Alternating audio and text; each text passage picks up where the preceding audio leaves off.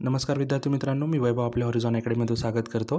आजचा जो हा व्हिडिओ या व्हिडिओमध्ये नॉन फायनल इयरचे जे सावित्रीबाई फुले पुणे विद्यापीठाचे जे स्टुडंट्स आहेत त्यांच्यासाठी हा व्हिडिओ खूप महत्त्वाचा आहे। तर नॉन फायनल इयरच्या स्टुडंटनी हा व्हिडिओ पूर्ण पाहावे। त्याच्यामध्ये त्यांची MCQ बेस्ड एक्झाम कशी होणार आहे, त्याची जे क्वेश्चन्स असणार आहे, त्याची काठिण्य पातळी जी असणार आहे ती कशी असणार आहे, सगळं मी ह्या व्हिडिओमध्ये सांगणार आहे। ड्युरेशनसुद्धा सांगणार आहे। तर व्हिडिओला आपण स्टार्ट करूया की फर्स्ट नंबरचा जो पॉईंट आहे त्याच्यामध्ये त्यांनी सांगितले आहे की जे स्टुडंट्स आहेत की ज्यांचं ग्रेड इम्प्रूव्हमेंट आहे किंवा वायवा सेमिनार राहिलेले आहेत किंवा प्रोजेक्टचे वायवा राहिलेले आहेत, बॅकलॉग्स आहेत, अशा विद्यार्थ्यांसाठी काय माहिती आहे का, 26 नोव्हेंबर ते 2 डिसेंबरच्या दरम्यान ऑनलाईन पद्धतीने म्हणजे गुगल मीट किंवा मायक्रोसॉफ्ट टीम असेल, कुठल्याही ऑनलाईन प्लॅटफॉर्मवर काय होणार आहे, त्यांची वायवा होणार आहेत। आणि एक महत्त्वाची गोष्ट म्हणजे की ह्या वायवा रेकॉर्ड होणार आहेत। म्हणजे तुम्ही जर उद्या कोणी कंप्लेंट केली की बाबा मला वायवाला कमी मार्क पडले, तर हा एक त्याच्यामध्ये एक पॉईंट आहे की तुम्ही वायवा व्यवस्थित द्याव्या। आणि त्याच्यामध्ये काय आहे की तुमचा जो सिलेबस असणार आहे की ज्याच्यात मार्क्स असणार आहे त्याच्यानुसार ती वायवा व्हायला पाहिजे असं त्यांनी सांगितलेलं आहे। त्याच्यानंतर सेकंड पॉईंट आहे, प्रथम ते अंतिम पूर्व वर्षामधील विद्यार्थ्यांच्या श्रेणीसुधार व अनुसूचित विषयांच्या, आता काही विद्यार्थ्यांचे बॅकलॉग एक्झाम्स असतील, पेपर्स असतील, तर ते पेपर्स कधी होणार आहेत, 3 डिसेंबर ते 16 डिसेंबरच्या मध्ये।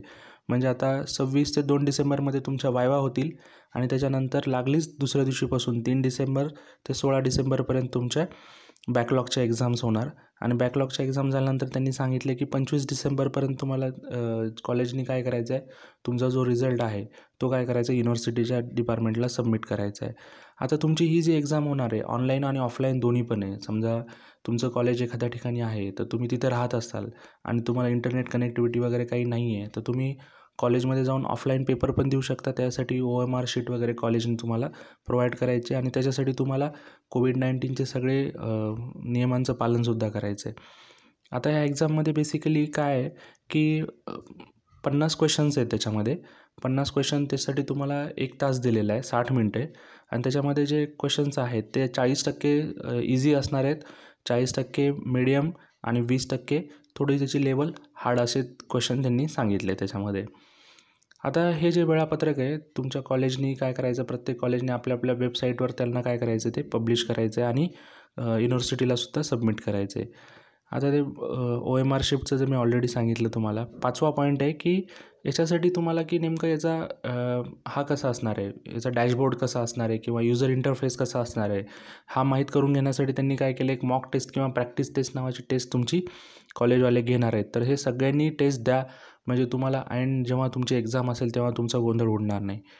त्याच्यामध्ये जे दिव्यांग विद्यार्थी असतील त्यांच्यासाठी सगळ्या सोयीसुविधा शासनाच्या याच्यानुसार असणार आहेत।